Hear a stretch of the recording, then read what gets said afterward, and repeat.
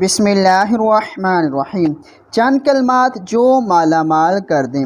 دوستو آج میں آپ کو ایک ایسے کلمات پڑھنے سکھانے جا رہا ہوں جو شخص صبح اور شام کو 100 مرتبہ ان کلمات کو پڑھے گا تو اللہ تعالیٰ اس شخص کی رزق کی تنگی دور فرما دے گا، اللہ تعالیٰ اس کے رزق میں برکت عطا فرمائے گا، اللہ تعالیٰ اس پر رزق کے دروازے کھول دے گا۔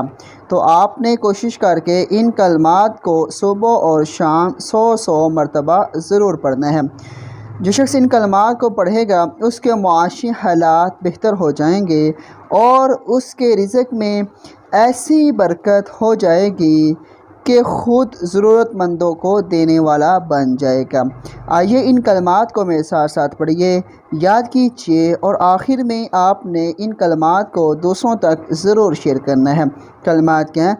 لا الہ الا اللہ الملک الحق المبین، لا الہ الا اللہ الملک الحق المبین۔